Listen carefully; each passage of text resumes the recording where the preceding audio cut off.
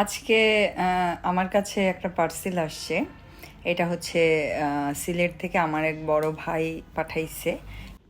সবথেকে বড় অভিজ্ঞতা হলো এবার আমার, সেটা হচ্ছে আমি তো অনেক পার্সেল নিয়ে অনেক অনেক অনলাইনে শপিং করি, বা এই জায়গা থেকে অমুক জায়গা থেকে তমুক জায়গায় জিনিস পাঠাই বা আমি আনি।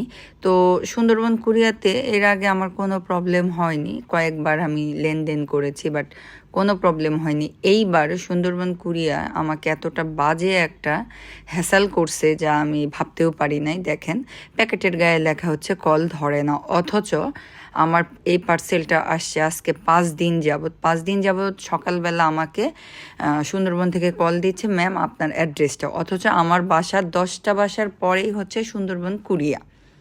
সো ওখান থেকে আমার এখানে আসতে লাগেই হচ্ছে হাইস্ট 3 মিনিট। তো 3 মিনিটের মধ্যে উনি আমাকে প্রতিদিন সকালবেলা জিজ্ঞাসা করছে যে আপু আপনার অ্যাড্রেসটা একটু বলেন। আমি বারবার বলছি বাজারে এখানে আমার বাসার অ্যাড্রেসটা দিছি, সহজ আমার বাসার অ্যাড্রেসটা। সো উনি পরের দিনও সেম কাহিনী করছে, তারপরের দিনও সেম কাহিনী করছে। পরে আমি তাদের কর্তৃপক্ষকে কল দিলাম।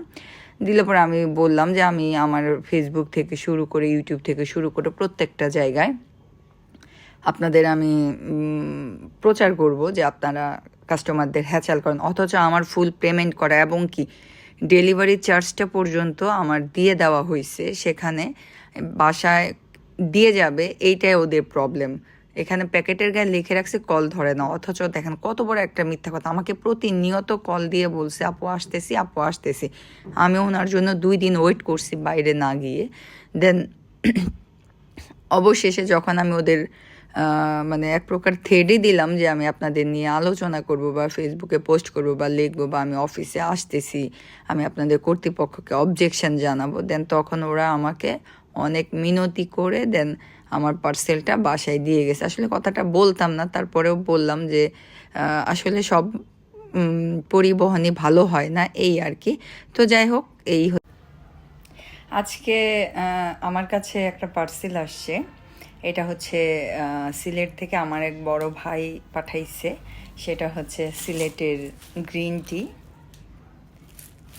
এটা 2 বোতল।